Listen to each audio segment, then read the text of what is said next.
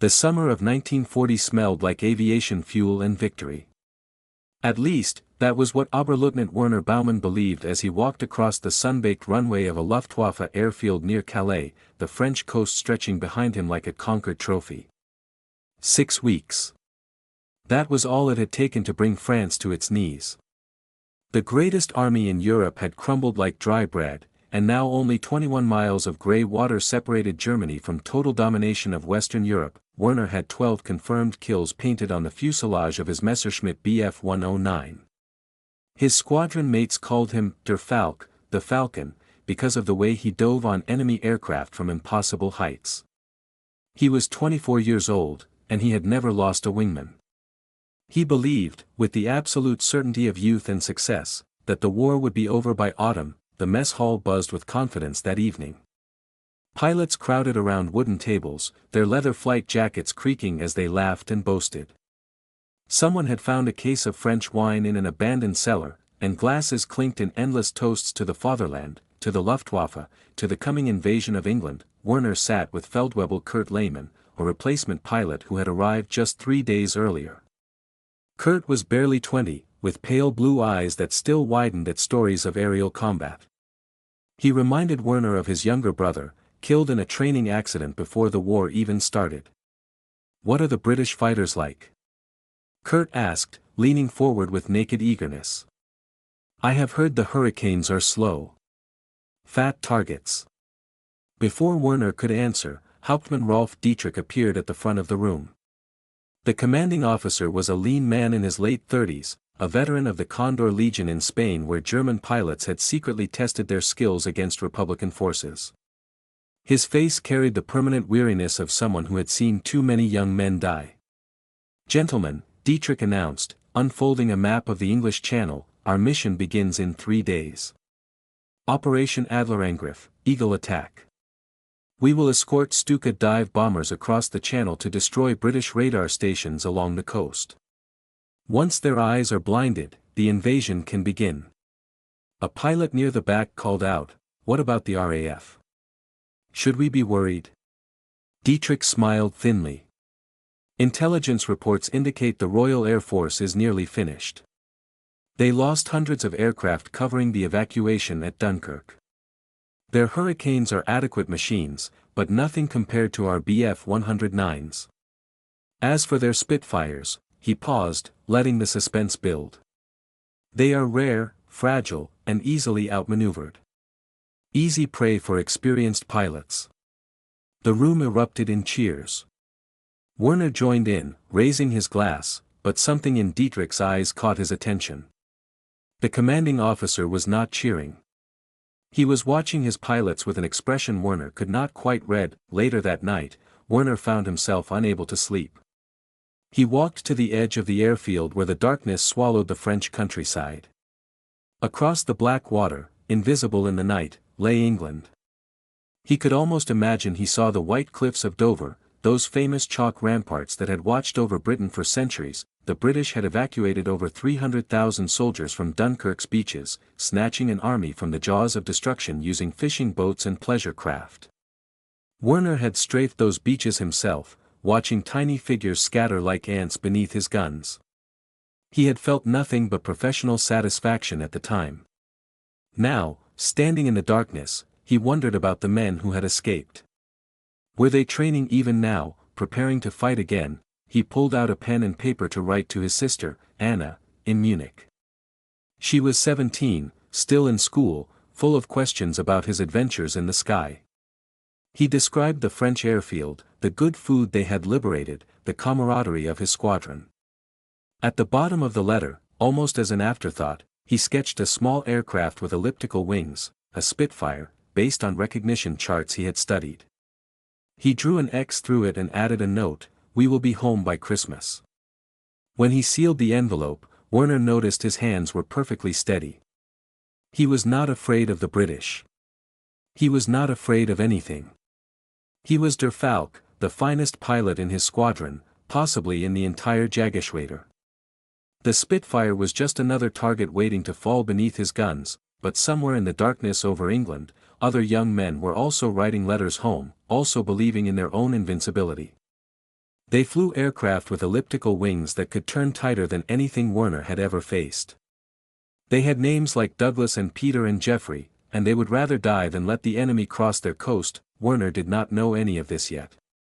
He would learn soon enough, in fire and blood, above the white cliffs that had never fallen to invasion in 900 years. The sea below looked like hammered steel in the gray morning light, cold and indifferent to the 60 aircraft thundering above it. Werner Baumann gripped his control stick and watched the Stuka dive bombers lumber ahead in rigid formation, their fixed landing gear hanging beneath them like the talons of ungainly birds. The Junkers Ju-87 was a terrifying weapon against ground targets, but in the air it was slow, vulnerable, completely dependent on fighter escort. That escort was Werner's responsibility. His oxygen mask smelled of rubber and old sweat. The engine's drone had become so constant that his ears had stopped registering it. 21 miles of channel stretched between France and England, perhaps 15 minutes of flying time, but it felt like crossing an ocean. Every pilot knew that a damaged aircraft going down here meant death. The water temperature would kill a man in minutes, and rescue boats rarely found anyone in time. Contact. The voice crackled through Werner's headphones, sharp with sudden adrenaline. Bandits climbing from the coast. 11 o'clock low. Werner scanned the horizon and felt his stomach tighten. Dark shapes were rising from England, silhouetted against the white chalk cliffs of Dover. Intelligence had promised scattered resistance, exhausted pilots in battered machines. Instead, Werner counted at least 12 aircraft climbing in perfect formation, their elliptical wings unmistakable even at this distance. Spitfires. A full squadron of Spitfires. All fighters, engage. Dietrich's command cut through the radio chatter. Protect the bombers.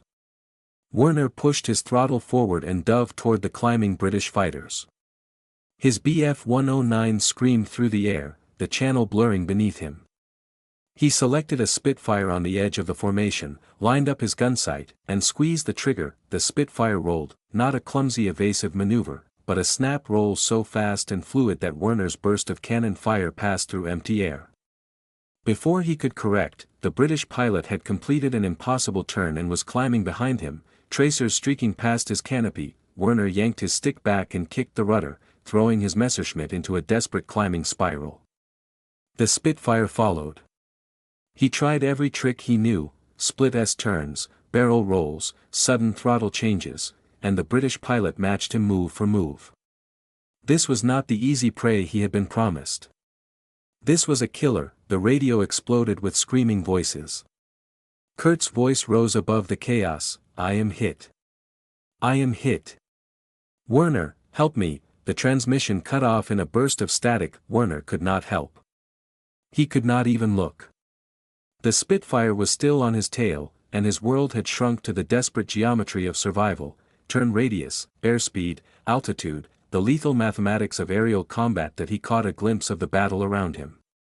A Stuka spiraled toward the water, trailing black smoke. Another exploded in midair, its bomb load detonating in a flower of orange flame. The carefully planned escort formation had disintegrated into 100 individual fights, German and British aircraft wheeling through the sky like furious wasps. The Spitfire's pilot made one mistake: he overcommitted to a turn, bleeding too much airspeed.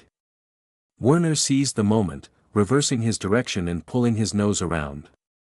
For one heartbeat, he had a clear shot. He pressed the trigger and saw pieces fly from the Spitfire's wing. But the British pilot did not fall. He dove away toward England, trailing thin smoke, still flying, still fighting. Werner did not pursue.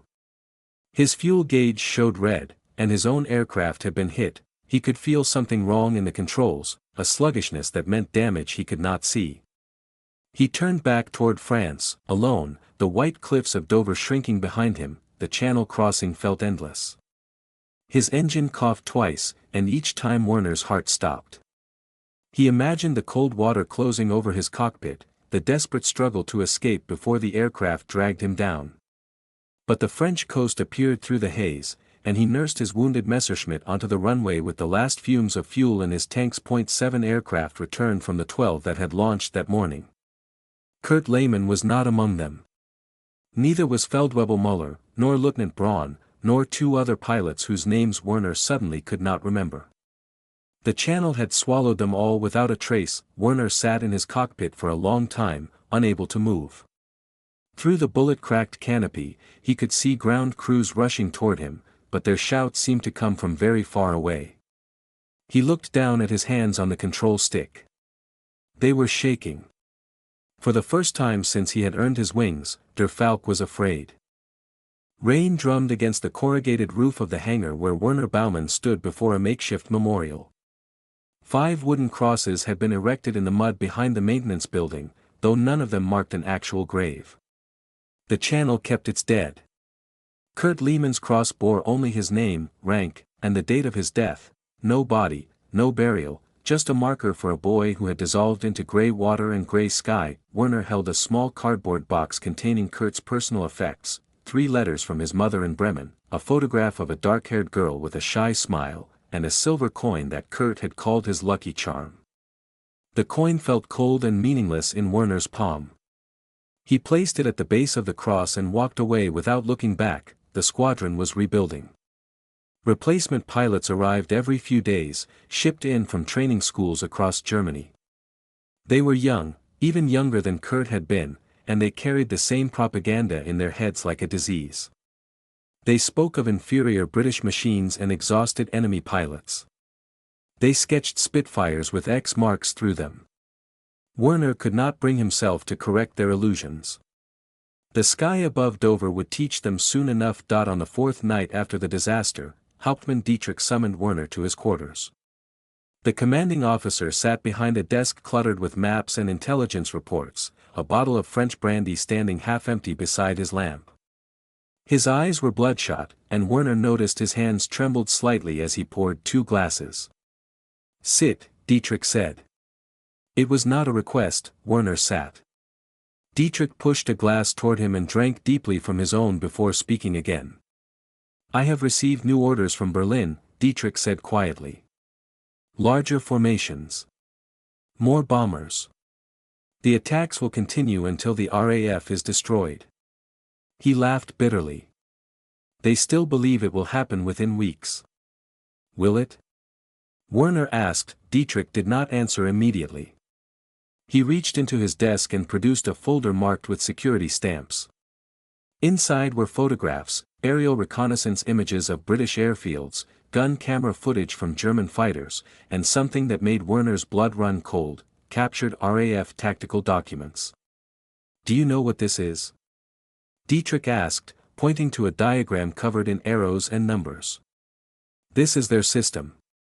The British have linked radar stations along their entire coast to central command rooms. When we take off from France, they know. When we cross the channel, they know exactly where we are and how many aircraft we have. They direct their fighters by radio, telling them precisely when and where to intercept." Werner stared at the diagram. Every mission, every formation, every carefully planned attack, the British had seen them coming from the moment they left the ground. "The Spitfire," Dietrich continued, "is not inferior to our Bf 109. In some ways, it is superior. It turns tighter. At certain altitudes, it climbs faster. Our advantage is speed and diving ability, but in a turning fight," he shook his head. "We told the pilots what Berlin wanted them to hear. Now those pilots are dead. Why are you telling me this?" Werner asked. "Because you survived. Because you are a good pilot, and good pilots are becoming rare." Dietrich leaned forward, his voice dropping to barely a whisper. "And because I need someone who understands the truth. We cannot win this battle through arrogance. We must adapt, change our tactics, fight smarter. But Berlin does not want to hear this. They want easy victories and quick timelines." Werner spent the following days studying everything he could find about the enemy. He examined gun camera footage frame by frame, watching how Spitfire pilots maneuvered, learning their patterns and weaknesses. He spoke with a captured British pilot being held at a nearby facility, a young flight lieutenant named Harrison who had been shot down over France. The man refused to reveal tactical information, but his quiet dignity and refusal to show fear told Werner more than any interrogation could. These were not broken men flying fragile machines. These were warriors defending their homeland against invasion, and they would fight to the last drop of fuel in their tanks. Werner began writing letters he knew he would never send. One to Kurt's mother, trying to explain how her son had died. One to his sister Anna, telling her the truth about the war. One to himself, asking questions he could not answer. How do you fight an enemy you have begun to respect? How do you kill men who are no different from you? The orders arrived on August 14. Tomorrow would be the largest air assault in history. Every available bomber. Every fighter that could fly. The plan was simple: overwhelm the British with sheer numbers. Werner read the mission briefing and saw only one thing clearly. More wooden crosses would stand in the mud behind the hangar. He just did not know yet whose names they would bear. August 15, 1940, dawned with the kind of perfect blue sky that pilots dreamed about and feared in equal measure. Clear weather meant good visibility for bombing runs. It also meant the enemy could see you coming from 50 miles away. Werner Baumann climbed into his Messerschmitt before sunrise, his flight suit still damp with the sweat of a sleepless night. Around him, the largest Luftwaffe formation ever assembled was preparing for takeoff.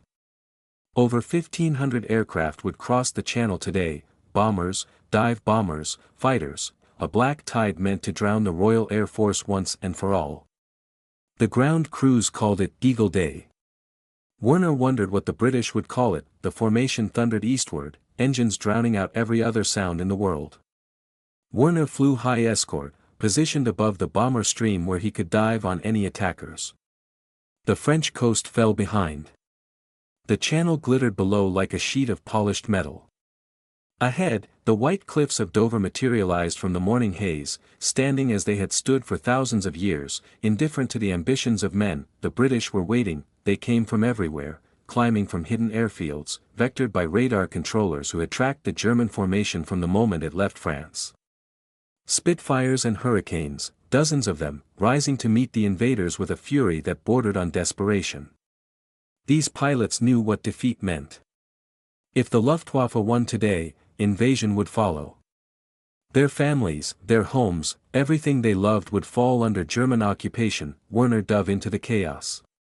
A Spitfire crossed his gun sight and he fired, watching pieces tear from its fuselage. Another took its place immediately. The sky had become a three-dimensional maze of aircraft, tracers, and smoke trails. A bomber exploded to his left, so close that debris rattled against his canopy. A Bf-109 spiraled past, its pilot slumped dead in the cockpit. Then he saw the Spitfire.it climb toward him from below, its elliptical wings catching the sunlight, and Werner knew instantly that this pilot was different. There was something in the way the aircraft moved, precise, economical, deadly, that marked its pilot as an expert. Werner turned to engage, and the duel began. They fought for what felt like hours but could only have been minutes. Every maneuver Werner attempted, the British pilot countered. Every advantage he gained was immediately neutralized.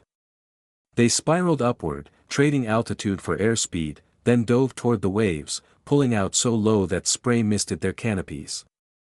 Werner's muscles screamed from the G-forces. His vision tunneled with each tight turn. But he could not shake this enemy, and this enemy could not kill him. At 15,000 feet, with fuel running low and ammunition nearly exhausted, they found themselves flying parallel courses, close enough that Werner could see into the other cockpit. The British pilot was young, perhaps Werner's age, perhaps younger, with dark hair visible beneath his leather helmet. Their eyes met through scratched plexiglass, and for one impossible moment, the war paused. The Spitfire waggled its wings once. Then it peeled away, diving toward England, leaving Werner alone in the empty sky that he did not pursue. There was no point. They had fought each other to a standstill, two pilots of equal skill separated only by the accident of birth that had placed them on opposite sides of the channel. Werner turned back toward France, his damaged aircraft shuddering with every gust of wind. The scope of the disaster became clear when he landed. The Luftwaffe had lost 75 aircraft that day, the worst single-day losses of the war. The overwhelming force had been met and broken by an enemy that refused to be overwhelmed. The propaganda of easy victory died somewhere over the Kent countryside, buried alongside the pilots who had believed it. That night, Werner sat alone in his quarters and wrote a final letter to his sister. He told her the truth for the first time: the war would not end by Christmas, perhaps not for years. The enemy they had dismissed as weak and broken fought with the strength of men defending their homes. He had learned something over Dover that no training school could teach, that courage was not unique to any nation, and that sometimes the hunted were more dangerous than the hunters. That he no longer sketched Spitfires with X marks through them. Instead, he drew the aircraft as it truly was: elegant, deadly, and worthy of respect. On the edge of the paper, he added a small figure, a pilot climbing from a cockpit, face turned toward a sky that belonged to no one. That the Battle of Britain would continue for months. Werner would fly many more missions, lose many more friends, and eventually survive the war by a margin so thin it could only be called luck. But he never forgot that morning over Dover when the white cliffs watched in silence as two young men tried to kill each other and found, instead, something that looked almost like understanding. Above the channel, the ghosts of fallen pilots still circle in endless combat, German and British alike, bound together by a shared sky and a shared sacrifice. The war that was supposed to be easy became the first defeat Nazi Germany ever suffered. It began with arrogance, and it ended with respect, carved into the memory of every pilot who fought above those ancient cliffs and lived to remember.